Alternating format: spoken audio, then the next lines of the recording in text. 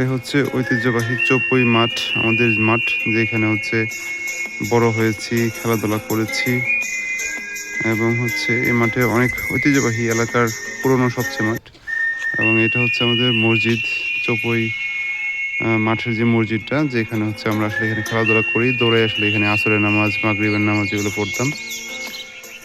আর এটা হচ্ছে চৌপই ঈদগাহ মাঠ, যেটা অনেক ঐতিহ্যবাহী এবং যেখানে হচ্ছে একটা রেন্টি গাছ আছে যেটা পুরো মাঠকে ছায়া দিয়ে থাকে। মানে এটা আসলেও মানে অনেক ঐতিহ্যবাহী। এখানে অনেক এলাকার মানুষ এসে আসলে ঈদের নামাজ পড়ে। এই মাঠে অনেক আসলে খেলাধুলা করেছি এবং ছোট থেকে আসলে এখানেই খেলাধুলা করেছি।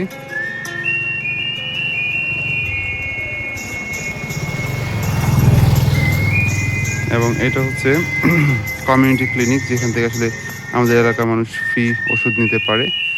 আর হচ্ছে এটা হচ্ছে চৌপই দাখিল মাদ্রাসা, যেখানে আমি শিক্ষকতা করিয়েছিলাম। একটা সময় আসলে টিচার ক্রাইসিস ছিল, যখন আমি অঙ্ক এবং ইংরেজি সাপোর্টটা এখানে দিতাম।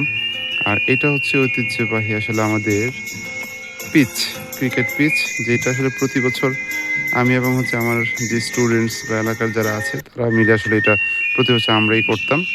এখন হয়তো বা সময় পাই না বলে আসলে আসা হয় না, কিন্তু এই পিচটা আসলে প্রতি বছর মানে মোটামুটি আমার হাত দিয়ে হতো। আসলে খুব মিস করলাম, মিস করি এখনো। আর এটা হচ্ছে এই মাঠের মধ্যে কিছু গুড়ি রেখেছে, এটা সবসময় আসলে এই ধরনের কিছু রাখে।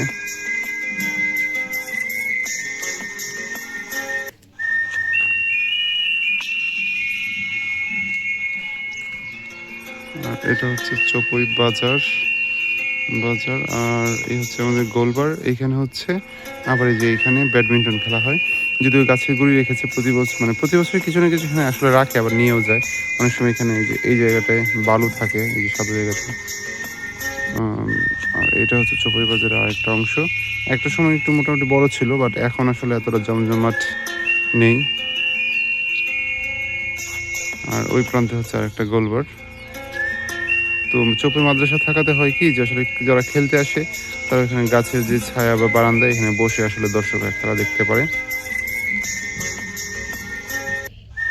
খুব মিস করি আমাদের এই চৌপই মাঠটাকে।